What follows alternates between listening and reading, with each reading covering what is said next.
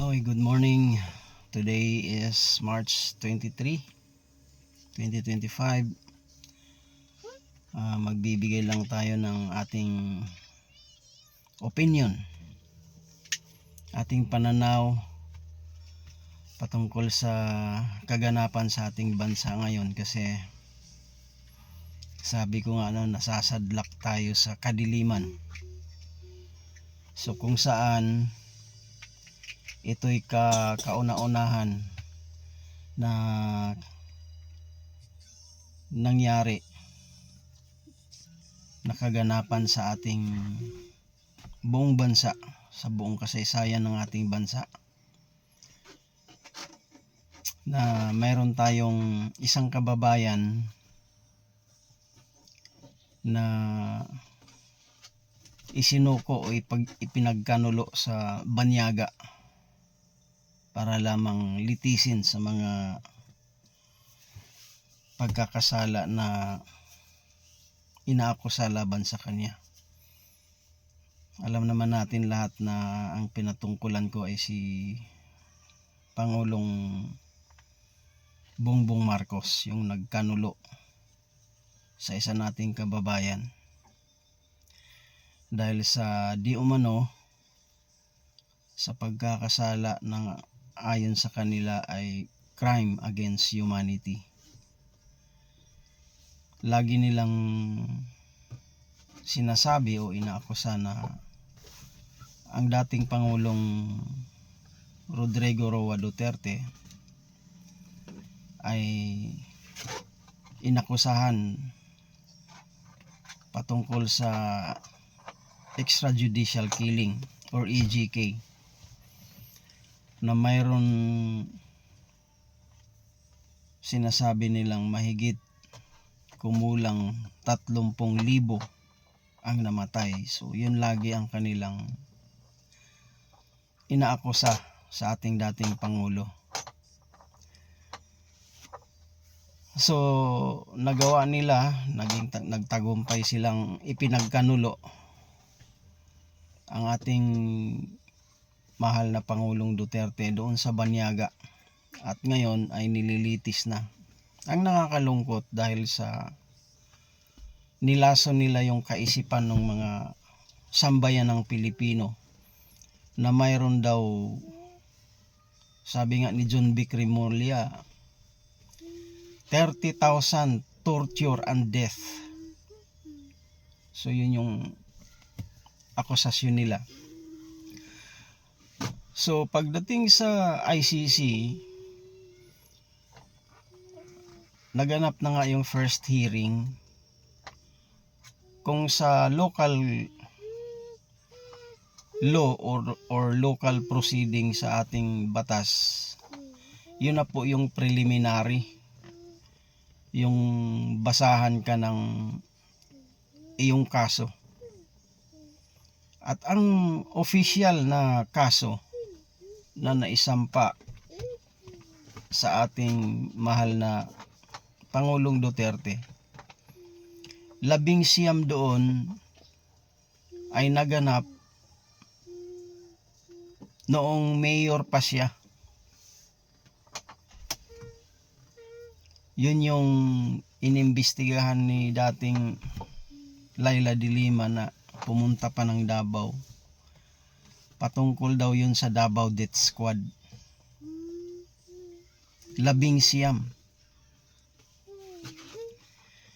Pagdating naman dito sa tukhang or sa war on drugs, ay mayroong official record na naisampa 24. At ito yung nakakatuwa kasi yung 24 na yon, according doon sa nabasa sa ICC, is allegedly death in drug war and theft. Pati patayan sa pagnanakaw isinama doon sa 24. So total of 43. So sa loob yan ng, sabihin natin 8 taon, 43 deaths. sa panunungkulan ni Duterte. Kung i-divide mo yung 43 into 8 years, pumapatak na 5 ang namatay bawat isang taon sa panunungkulan ni Rodrigo Roa Duterte. Kung balikan natin ang kasaysayan sa ating bansa, siguro yung sinabi ni John Vic Remulla na 30,000 deaths, torture and deaths, ang alam ko nangyari yan sa martial law during Marcos Sr. Kung balikan natin ulit ang kasaysayan, ilang namatay sa Minjola Massacre in just one day? Ilang namatay doon sa Ampatuan Massacre?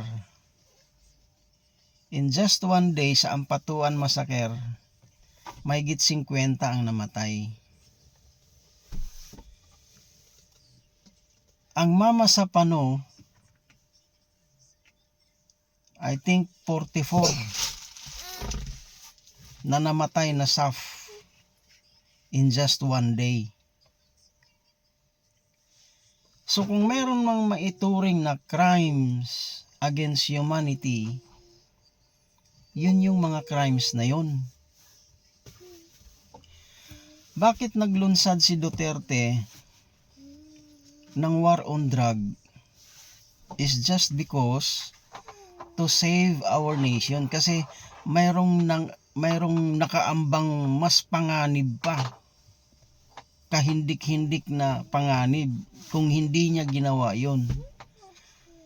At yun yung prerogative ng Duterte, kung paano niya patakbuhin yung bansa. At nung inilunsad niya yung war on drug, lahat po ay nasiyahan. No? Even Congressman Barbers na isang traidor, sinaluduhan po niya yun, yung war on drugs na yun. Kasi hindi na mapigilan yung patayan related sa drugs. Ang daming na rape ng mga addict, na hold up, pinatay, even mga musmos pa lang ni rape, pinatay. So para mahinto yung krimen na yan related in drugs, nagpatupad ngayon si Duterte ng war on drugs. At saksi lahat ang sambayan ng Pilipino. Naging matino ang bansa natin. Naging mapayapa ang bansa natin. Then eto na tayo ngayon ang kapalit sa pagmamahal ng bayan ng Pangulong Duterte. Ipinagkanulo na siya ngayon nitong bangag na presidente natin ngayon. So wala na tayong magagawa kasi nga naipadala na yun si Duterte. Nandun na siya sa The Hague, the Netherlands. At haharapin niya kung ano yung kasong naisampa sa kanya. So ito ang issue ngayon. Hindi na siya doon sa war on drugs. Hindi na siya sa AGK. Ang issue na kinakaharap natin ngayon is yung bansa na natin mismo. Yung watawat natin. Yung soberanya natin. Yun na yung issue ngayon. Na halos buong mundo na ang nagbigay ng kanilang komento. Ang China, ang Japan, ang US, at ang iba pang mga buong mundo, iba pang bansa na nagbibigay na rin ng kanya-kanyang komento. So ang usapin ngayon is soberanya. Papayag ba tayo na ganito na ang Pilipinas? Kasi sa susunod na mga taon na darating, kung mayroong hindi magustuhan ang namumuno sa ating bansa, maaaring basta ka na lang itapon papuntang ibang bayan, ibang bansa. So wala nang saysay ngayon, wala nang silbi ngayon ang ating sariling justice system. Na dapat ang isang Pilipino ay lilitisin sa ating sariling bansa. Parusahan siya sa ating sariling bansa at ikulong siya sa ating sariling bansa. Pinagtatawanan na tayo ngayon ng buong mundo. Dahil tayo lang ang kauna-unahan at kaisa-isang bansa na nag-surrender ng isang kababayan natin papunta doon sa ibang bansa. Nakakahiya po. At nakita naman natin na ang layunin ng administrasyong bangag na to ay talagang mawala sa landas ang mga Duterte. Ang pangalawang issue ngayon is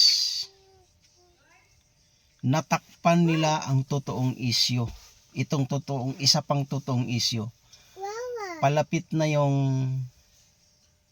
eleksyon natin, nakalimutan na natin yung dayaan. So sa susunod, talakayin natin yung kaso ni Attorney Harold Respicio. Okay? So maraming salamat. Magmatsyag po tayong lahat kasi parating na yung dayaan. God bless us all.